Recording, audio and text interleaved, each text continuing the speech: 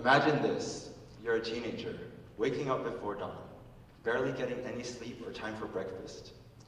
You rush to school, spend over 10 hours cramming information into your brain. Then you spend a few more hours doing homework. Sounds fun, right? Hello everyone. Today, I want to share a few stories from my time in China that taught me some really important lessons. What you just imagined was the daily grind of a typical middle school student in China. It's like in a never-ending marathon where each mile gets harder. Once you hit the third year of middle school, it's brutal. Everyone's preparing for something called the high school entrance exam, a one-opportunity test that determines whether you have the chance to go to high school. Before middle school, I spent most of my life in the US, where school was, let's just say, different.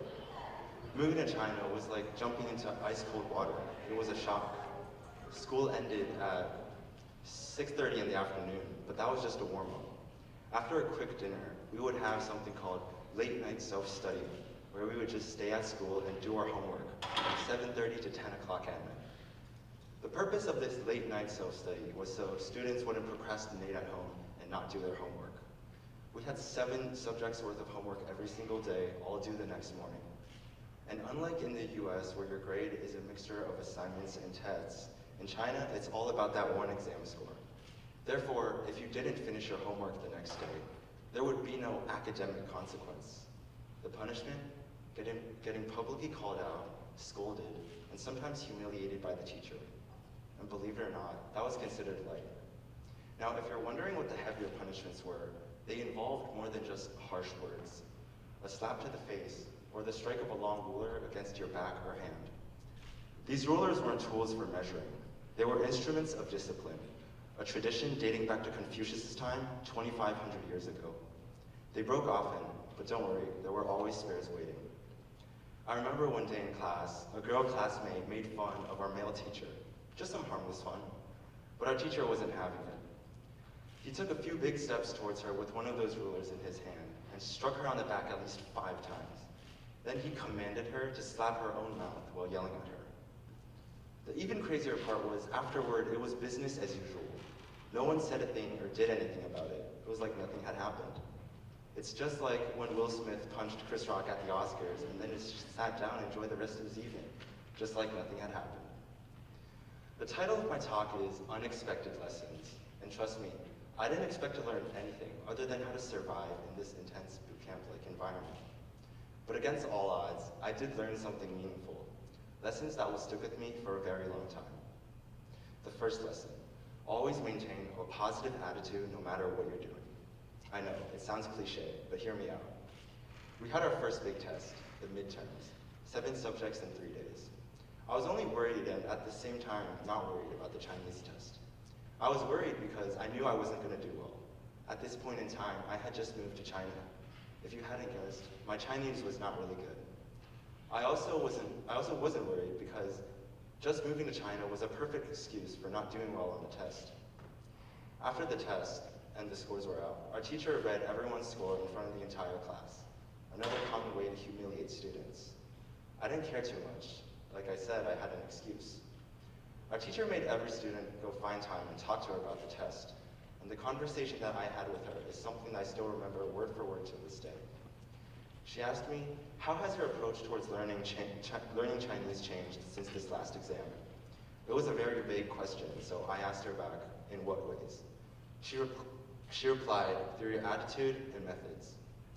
I didn't think either of those had changed, so I just threw out a random answer. I said, my methods changed.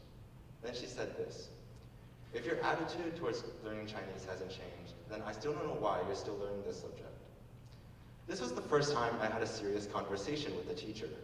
And honestly, the conversation didn't seem important at first, but it planted a seed. I started to realize that maybe my attitude was holding me back more than my methods. Maybe it wasn't about completing the work, but about genuinely engaging with the material rather than just going through the motions. That small shift in mindset changed everything. Before, I would zone out during Chinese class, only pretending to pay attention. I'd rush through assignments, scribbling anything down just to get them done, since they were never graded on accuracy. But after changing my attitude, those careless habits just slowly disappeared. I didn't take on any extra tasks or do anything that was beyond what was required. The only difference was that I started focusing during lessons and putting effort into completing my work.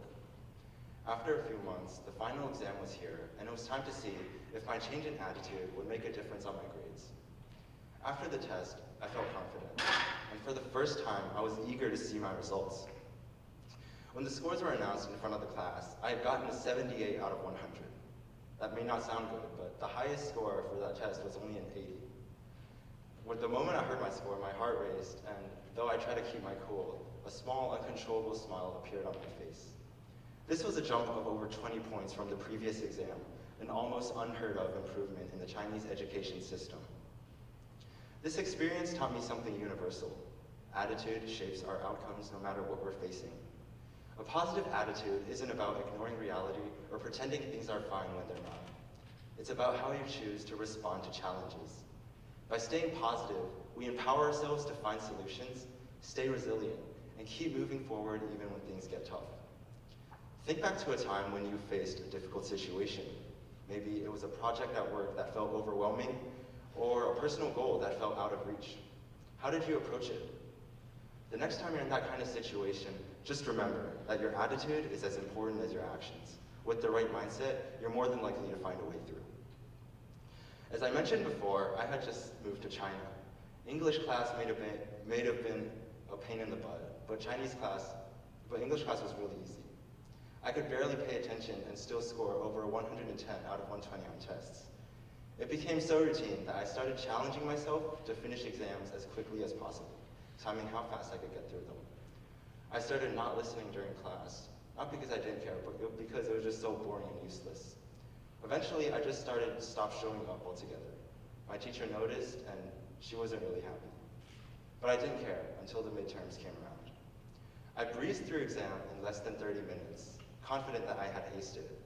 But when the scores came out, I was shocked to see that I had only gotten a 103 out of 120, the lowest score ever. My teacher didn't hold back, blaming my lack of focus and attendance for the result. But I knew that wasn't the issue. Then she said something that struck a nerve. Her exact words were, "You're being a waste. How are you going to get to high school or college? You'll have no future like this." After hearing at least 100 times, "Don't care about what others think of you, just be yourself." This time, I couldn't let it brush off. Her words felt like little needles stabbing into my ears, piercing my confidence, and I knew I had to prove her wrong.